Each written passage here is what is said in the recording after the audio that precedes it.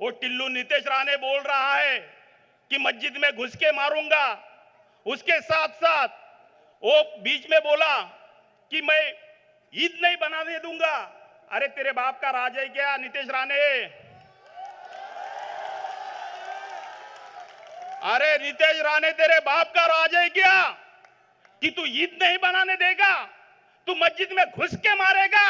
अरे मस्जिद में घुस के मारने के लिए ये कुर्ला की कोई भी मस्जिद में आ जा, ये मुसलमान तो बाद में आएगा, पहला ये दलित तेरे सामने आएगा। कि ये मंच से सिर्फ मुसलमान बोलना चाहिए, इस पार्टी में सिर्फ मुसलमान ही होना चाहिए, ऐसा कोई कंपल्शन नहीं है मेरे भाइयों। पिछले 10 साल से मैं ये पार्टी में जुड़ा हूं। पिछले 10 साल से ये पार्टी से जुड़ा हूं। मैं यहां का लोकल हूं। मैं भी ये इलेक्शन लड़ना चाहता था, लेकिन मेरी बहन आसमा शेख को टिकट दिया। मुझे कई बार कुछ भी लोगों ने बोला कि आप अपक्ष लड़ो, आप ये पार्टी से लड़ो, लेकिन मेरी पहली पार्टी एमआईएम थी। आज भी मैं एमआईएम हूं, कल भी मैं एमआईएम में रहूंगा। मुझे टिकट दे या ना दे, मैं पार्टी नहीं छोड़ने वाला हूं। तो मैं यहां पे लोकल हूं। ये कुर्ला विधानसभा में जो भी प्रॉब्लम है वो सब मुझे मालूम है। हमारी लड़ाई एक तो धनुष्यबाण के खिलाफ है और दूसरी लड़ाई मशाल के खिलाफ है। यहां पे दोनों शिवसेना के खिलाफ हमारी लड़ाई है। दोनों शिवसेना के नेता कौन है आपको पता है? वो दोनों भी हिंदू हृदय सम्राट बाला साहब ठाकरे जी को मानते हैं। उनको हिंदू हृदय सम्राट बोला जाता है। उनके हृदय में हिंदू सिर्फ हिंदू है। उनके हृदय में कोई मुसलमान नहीं है, कोई दलित नहीं है, कोई आदिवासी नहीं है, कोई क्रिश्चियन नहीं है मेरे दोस्तों। लेकिन अगर उनके पास हिंदू हृदय सम्राट है तो हमारे पास हिंदुस्तान हृदय सम्राट बैरिस्टर असदुद्दीन ओवैसी साहब है। आज के बाद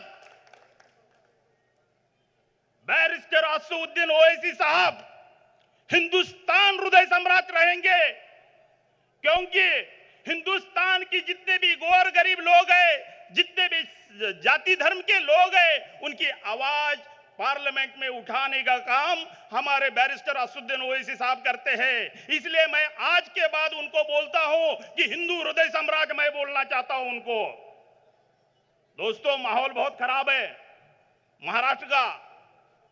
वो टिल्लू नीतीश राणे बोल रहा है कि मस्जिद में घुस के मारूंगा। उसके साथ साथ वो बीच में बोला कि मैं ईद नहीं बनाने दूंगा।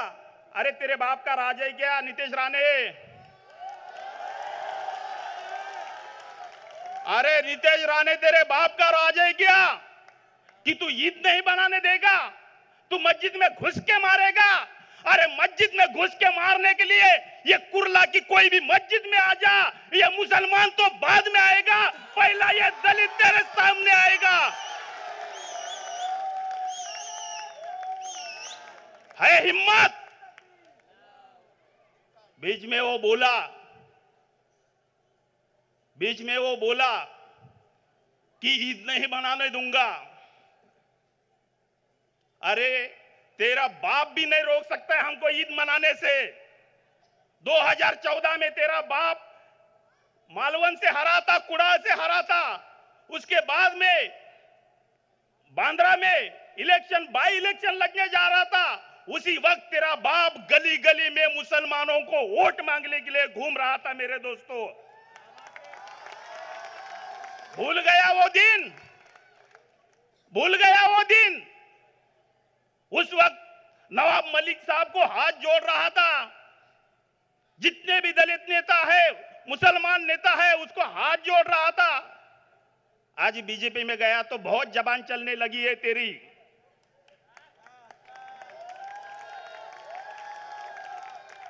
अभी फिलहाल एक मनसे का भोंगा चालू हो गया। वो बोल रहा है अगर मेरी सरकार आएगी तो एक दिन में भोंगा हटा दूंगा, मस्जिद में जितने भी भोंगे हैं वो हटा दूंगा। अरे तेरी सरकार क्या, तू पीएम बनने के बाद भी मस्जिद के भोंगे तो हटा नहीं सकता है हिम्मत? ना तेरी सरकार आएगी ना भोंगे हटेंगे। वो भोंगे जैसे है वैसे ही रहेंगे, चाहे नरेंद्र मोदी हो चाहे कोई भी हो, अरे बीजेपी हो, अरे चाहे शिवसेना हो, सरकार किसी की भी हो, भोंगे हटेंगे नहीं और हटना नहीं चाहिए मेरे दोस्तों। अगर मेरे ऊपर केस करना है तो कर सकते हो, मैं केस को डरता नहीं क्योंकि मैं वकील हूं। मुझे पता है कौन से कलम लगते हैं, क्या केस होती है, ये सब मुझे पता है। यहां पे जितने भी पुलिस वाले हैं, बहुत सारे पुलिस वाले मुझे पहचानते हैं। देखो बहुत सीरियस मामला है, क्योंकि यहां पे हमारे कुछ मुसलमान भाई, कुछ दलित भाई, उनको बहकाया जा रहा है। उनको ये बोला जा रहा है कि आप एमआईएम को वोट देंगे तो बीजेपी जीतेगी। लेकिन आज तक मैं ये कहना चाहता हूं कि उद्धव ठाकरे साहब या संजय राउत साहब, आपने उनको देखा रहेगा, आज तक उन्होंने कभी बोला है कि मैं सेक्युलर हूं? वो कभी नहीं बोलते कि हम लोग सेक्युलर है। उनको जब भी सवाल पूछते हैं तो वो बोलते हैं कि हमारा हिंदुत्व अलग है। अरे कैसा हिंदुत्व अलग होता है? हिंदुत्व तो एक ही होता है ना। क्या हमको गुमराह करने की कोशिश कर रही है ये इस कुर्ला विधानसभा ने वर्षा गायकवाड़ को जीत के दिया, वर्षा गायकवाड़ को एमपी बनाया, सब मुसलमानों ने भर भर के वोट दिए और इसीलिए वर्षाताई गायकवाड़ आज एमपी बनी है। मैं वर्षाताई गायकवाड़ को बोलना चाहता हूं, मेरा स्पीच 3 बार रोका। मैं रिस्पेक्ट करता हूं, मुस्लिम धर्म का रिस्पेक्ट करता हूं, इसलिए 3 बार मैंने मेरा स्पीच रोका। मैं मुस्लिम धर्म का रिस्पेक्ट इसलिए करता हूं कि वो मेरे धर्म का रिस्पेक्ट करते हैं, इसलिए मैं मुस्लिम धर्म का रिस्पेक्ट करता हूं। मैं वर्षाताई गायकवाड़ की बात कर रहा था। मैं ये मंच से वर्षाताई गायकवाड़ को बोलना चाहता हूं, वर्षाताई गायकवाड़, आप कुर्ला में इंटरफेयर मत करो। अगर कुर्ला में आप इंटरफेयर करोगी तो फिर नेक्स्ट टाइम आप एमपी के एमएलए भी नहीं बनोगी। आप बनिए ना एमपी, ये सब मुसलमानों की वजह से एमपी बनी हो। मुझे मालूम है, मेरे पास सब कुछ काउंटिंग है। जितने भी मुसलमान हैं उन्होंने आपको भर भर के वोट दिए हैं, इसीलिए आप एमपी बनी है। आज आप हमारा खाना खराब मत करो, हमारे बीच में मत आओ। ये दोनों भी पॉलिटिकल पार्टियां, दोनों भी शिवसेना, ये कोई सेक्युलर पार्टी नहीं है। ये उद्धव ठाकरे कोई सेक्युलर नहीं है, वो जो संजय राउत कोई सेक्युलर नहीं है। संजय राउत के बारे में मैं बोलना चाहता हूं कि संजय राउत को कोई पत्रकार सवाल पूछता है तो वो सवाल का जवाब कम देते हैं, लेकिन उनकी मुंडी ऐसी हिलती है, ऐसी हिलती है, ऐसी हिलती है, ऐसी हिलती है, उनकी खाली मुंडी हिलती है। वो सुबह का 9 बजे का भोंगा है, संजय राउत साहब का भोंगा चालू होता है।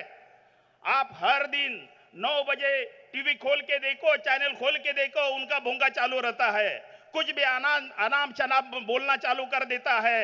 मैं वर्षा गायकवाड़ को ये बोलना चाहता हूं कि कुर्ला में आप इंटरफेयर मत करो, कुर्ला में आप मत आओ। हमारी पार्टी ने गलती की है कि पार्टी को मैं बोलना चाहता था कि आप धारावी में एमएलए लड़ाओ, क्योंकि धारावी में अगर एमएलए हम लोग लड़ते थे तो वर्षा गायकवाड़ यहां पे आती नहीं थी। मेरे दोस्तों, हमने आपको सपोर्ट किया ना वहां पे, वर्षाताई, हमने आपको सपोर्ट किया है वहां पे। हमने कैंडिडेट नहीं दिए आपके लिए, आप यहां पे मत आओ। मैं आज भी आपको वार्निंग दे रहा हूं वर्षा गायकवाड़ ताई, क्योंकि ये दोनों भी पॉलिटिकल पार्टियां, दोनों भी शिवसेना की पार्टियां आज कल एक हो सकती है, क्योंकि आपको पता है कि उद्धव बाला साहब ठाकरे ने जो बीजेपी का दामन छोड़ा, क्यों दामन छोड़ा? किसी मुसलमान के इश्यू पे दामन नहीं छोड़ा है, किसी दलित के इश्यू पे दामन नहीं छोड़ा है, किसी स्टेट गवर्नमेंट के इश्यू पे दामन छोड़ा है। उन्होंने दामन छोड़ा है, सिर्फ उनको सीएम 2.5 साल का सीएम पद नहीं दिया, इसलिए उन्होंने दामन छोड़ा है। अगर कल बीजेपी वाले बोलेंगे उद्धव ठाकरे साहब आप हमारे पास आ जाओ, 2.5 साल का हम आपको सीएम बनाते हैं, उद्धव ठाकरे साहब तुरंत वहां पे जाएंगे। उनसे सावधान रहो। आज भी अमित शाह और उद्धव ठाकरे साहब की मीटिंग होती रहती है, आज भी वो आज एक है। ये खाली दिखावा कर रहे हैं कि हम एक नहीं है, ये खाली दिखावा कर रहे हैं कि हम उनके विरोधक हैं। वो कभी विरोधक नहीं हो सकते हैं, क्योंकि वो दोनों भी हिंदुत्ववादी पार्टी है और हम लोग को गुमराह कर रही है। आज कुर्ला विधानसभा में बहुत सारे मुसलमान मशाल का काम कर रहे हैं। मैं उनको पूछना चाहता हूं कि भाई, जब भी पार्लियामेंट में वक्फ अमेंडमेंट बिल पास हो रहा था, ये जो एमपी थे उद्धव ठाकरे के, वो बीजेपी को सपोर्ट करने के लिए ये पार्लियामेंट छोड़ के बाहर गए थे, तभी आपने उनको सवाल क्यों नहीं पूछा? ये लोग अपने फायदे के लिए मशाल का सपोर्ट कर रहे हैं, बाकी इनका कोई इंटेंशन नहीं है। इनको पैसा मिला है, उद्धव ठाकरे साहब से पैसा मिला है, कैंडिडेट से पैसा मिला है, इसीलिए ये लोग मशाल का काम कर रहे हैं। मेरे दोस्तों, ऐसे लोगों को आप जाके पूछो भाई, जब भी ये आपके उद्धव ठाकरे साहब, उनके पिताजी बाला साहब ठाकरे साहब, उन्होंने ओपन बोला था, अगर बाबरी गिराई होगी, मेरे शिव सैनिक ने गिराई होगी तो मुझे गर्व है, ऐसा बोला था क्या नहीं बोला था? मेरे दोस्तों, बोला था क्या नहीं बोला था? मैं आपको सवाल पूछ रहा, बोला था ना? अरे जिसने अपनी बाबरी शहीद किए उनको आप कैसे वोट दे सकते हो? और जो भी वोट मुसलमान उनको देगा वो सच्चा मुसलमान नहीं हो सकता है। मेरे दोस्तों,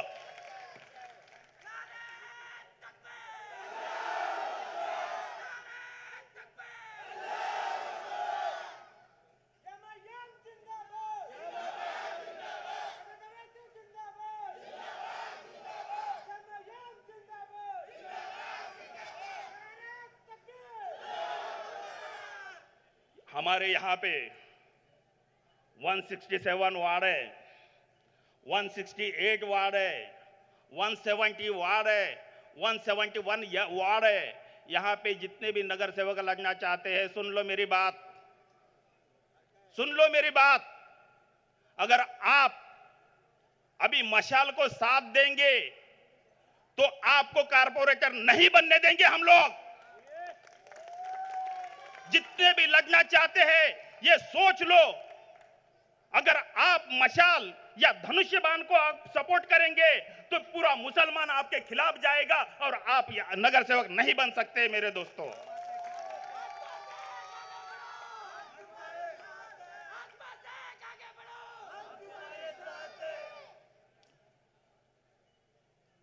बाला साहब ठाकरे में उनके बारे में क्या क्या बोलूं मैं? उन्होंने कितने बार मुसलमानों को लांडा बोला है? बोला है क्या नहीं बोला है? मेरे दोस्तों, बोला है क्या नहीं बोला है? मेरे दोस्तों बताओ, हाथ ऊपर करके बताओ, आपको लांडा बोला है क्या नहीं बोला है? मीडिया वालों दिखाओ। और उसकी पार्टी को आप वोट देंगे या नहीं देंगे? जोर से बोलो, उसको वोट देंगे या नहीं देंगे? चाहे कुछ भी हो जाए, चाहे कुछ भी हो जाए, ना मशाल को वोट देंगे ना धनुष को वोट देंगे। ये दोनों भी हमारे लिए दुश्मन है, क्योंकि उन्होंने हमारी बाबरी को शहीद किया है। दूसरी बात, जो वर्षा गायकवाड़ जी को मैं पूछना चाहता हूं कि कोल्हापुर के आपके एमपी है शाहू महाराज, बराबर ना? वो शाहू महाराज के बेटे संभाजी महाराज है। संभाजी महाराज ने पूरे हिंदू को जमा किया, विशालगढ़ कोल्हापुर में गए, वहां की अपनी मस्जिद थी, वो मस्जिद पे उन्होंने अटैक किया, मस्जिद को शहीद करने की कोशिश की। और यही लोग कांग्रेस वाले हैं। इनका बोलना बात अलग होता है, इनके मन में बात अलग होती है। ये दिखावा करते हैं कि हम मुसलमानों के साथ हैं, हम दलितों के साथ हैं, लेकिन अपना कोई साथ नहीं है। मेरे दोस्तों, आज ये मंगेश कुडालकर और मोरजकर, अरे मोरजकर के बारे में मुझे एक किस्सा याद आ गया। मेरा एक कुर्ला का दोस्त था, मोरजकर, जो मनीषा मोरजकर है, उसके हस्बैंड बिल्डर है, नेहरू नगर में बहुत सारा बिल्डिंग का कंस्ट्रक्शन करते हैं। मेरा कुर्ला वेस्ट का एक दोस्त है, वो उनके पास गया कि भाई मुझे एक फ्लैट खरीदना है। मोरजकर साहब ने क्या बोला मालूम है आपको? मैं मुसलमान को फ्लैट देता नहीं है, बेचता नहीं है। इतनी नफरत है मोरजकर के मन में मुसलमानों के खिलाफ। उसके बाद में मेरा दोस्त मुझे आके बोलता है, डावरे साहब, कि मैं एक फ्लैट लेना चाहता हूं, मैं पैसा देना चाहता हूं, मेरे पास पैसे हैं, मेरे पास सब कुछ है, उसके बावजूद ये मोरजकर साहब मुझे फ्लैट नहीं बेच रहा है। तभी मोरजकर साहब बोले थे कि चाहे कुछ भी हो जाए, ये नेहरू नगर में मुसलमानों को रुकने नहीं दूंगा, ये नेहरू नगर में मुसलमानों को फ्लैट खरीदने नहीं दूंगा। ये मोरजकर का प्यार है मुसलमानों के लिए। और वही अपने मुसलमान भाई आज उनके पास जाते हैं, उनका काम करते हैं। उनको ऐसा लगता है कि उद्धव ठाकरे साहब अभी सेक्युलर हो गए। अरे उद्धव ठाकरे साहब सेक्युलर नहीं है। मैं अभी भी बोलता हूं, मैं बाद में भी बोलूंगा कि उद्धव ठाकरे साहब सेक्युलर नहीं है। उद्धव ठाकरे साहब हिंदुत्ववादी है, क्योंकि उनके पिताजी हिंदुत्ववादी थे। तो फिर ये सिर्फ सियासत के लिए कांग्रेस के पास आए हैं, शरद पवार साहब के पास आए हैं, ये सियासत के लिए आए। इनकी सिर्फ एडजस्टमेंट है, ये दिल से जुड़े नहीं है। दिल से सिर्फ बीजेपी और शिवसेना जुड़ सकती है। और मैं आपको यकीनन बता सकता हूं कि मेरे दोस्तों, इलेक्शन होने के बाद उद्धव ठाकरे साहब फिर बीजेपी ज्वाइन करेंगे, क्योंकि जो माहौल बन गया है, जो माहौल चल रहा है, उससे ये अनुमान लगा सकते हैं कि बीजेपी के साथ ये उद्धव ठाकरे साहब जाएंगे। हम लोग मुसलमान आज मशाल को वोट देंगे, और वो जब बीजेपी के साथ जाएंगे तो फिर हमारा कुछ भी नहीं रहेगा। फिर यही मोरजकर साहब फिर बोलेंगे कि मस्जिद में घुस के मारूंगा, कुडालकर साहब बोलेंगे मस्जिद में घुस के मारूंगा, और हम लोग उनको चुन के देंगे। हमारे लिए आज गर्व की बात है, मेरी बहन आसमा शेख खुद एडवोकेट है, मैं खुद एडवोकेट हूं, कि आज उनको मौका मिला यहां से लड़ने का। बहुत डैशिंग है, मैंने उनको कई बार कोर्ट में देखा है, केसेस लड़ते हुए देखे हैं। वो बहुत डैशिंग है, बहुत नॉलेज है उनके पास। और ऐसा ही बंदा आपको आपके बाजू में खड़ा हो सकता है। आपके अन्याय अत्याचार पे वही बंदा आपके लिए खड़ा हो सकता है। आप कितना भी कुछ भी कहीं पे भी जाओ, ये मोरजकर आपके साथ नहीं आने वाला है, ये मंगेश कुडालकर आपके साथ नहीं आने वाला है। आपके अन्याय, आपके ऊपर जो अन्याय अत्याचार हो रहे हैं, उनको बता के कोई फायदा नहीं है। आसमा मैडम रात दिन आपके लिए ये कुर्ला विधानसभा में आएगी। आपकी जितने भी मसले हैं, जो भी मसाइल है, जो भी प्रॉब्लम्स है, आप उनको बोल सकते हो, वो आपके प्रॉब्लम सॉल्व करेगी। मेरे दोस्तों, मैं ज्यादा वक्त नहीं लेता, क्योंकि मुझे जो बोलना था मैं बोल चुका हूं। लेकिन मेरा एक स्लोगन है, ये मंच से मेरा एक स्लोगन रहता है। कोई भी मंच हो, मैं हमेशा एक स्लोगन देता हूं। मैं बोलूंगा जय भीम, आप बोलेंगे जय मीम। जय भीम, जय भीम।